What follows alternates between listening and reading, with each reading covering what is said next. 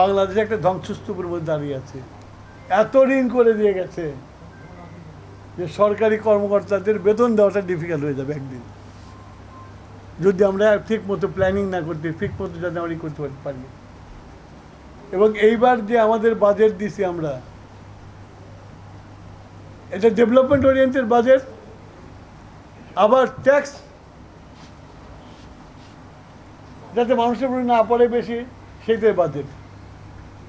এবং এই বাজেট নিয়ে সবাই প্রশংসা করছে যে আমরা একটা ভালো বাজেট দিচ্ছি, কিন্তু এই বাজেট ইমপ্লিমেন্ট করবে কারা? দেশের মানুষ, দেশের প্রশাসন। সেটা যদি না করে তাহলে যতই ভালো দেই না, ভালো হবে না। এটা করতে হবে। আজকে সিরাজগঞ্জে আমি একটা গাড়ি চালালাম, আমি জানি অনেকে আমার বিরুদ্ধে যারা লোক আছে যারা নিয়ে পায় চায়ের দোকানে বসে আমাকে গালিগালাজ করতেছে, আমি জানি, দেখাইতেছে মানুষকে। আমি দেখানোর জন্য করিনি এটা।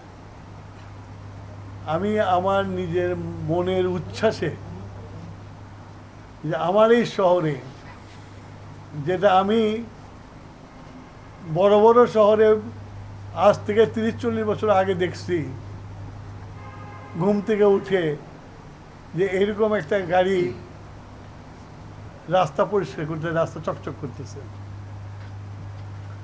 সেই উচ্ছ্বাসে আমি ওই ট্রাকে যে উঠছি। কাউকে দেখানোর জন্য উঠি নাই, আমি ওই ট্রাক দেখছি, কোনোদিন উঠি নাই। আজকে আমার নিজের পৌরসভায় ট্রাকটা আসছে, আমার আনন্দ হয়েছে, আমি উঠছি।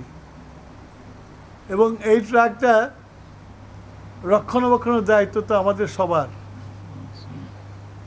সরকার দিছে, আর আমাদের যে ধারণা যে গভর্নমেন্ট কা মাল দরিয়া মে ঢাল,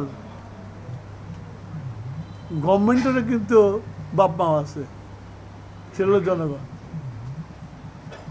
এই যে ট্রাকগুলো আসছে, আমি আল্লাহর ওয়াস্তে আমার পৌরসভার কর্মকর্তাদের বলবো, প্লিজ মাস শেষে যে টাকাটা পান সেই টাকাটাকে হালাল করেন। আপনাকে আপনার যে কাজের জন্য রেখে এই পৌরসভা আপনাকে টাকা দিচ্ছে, সেটাকে হালাল করেন।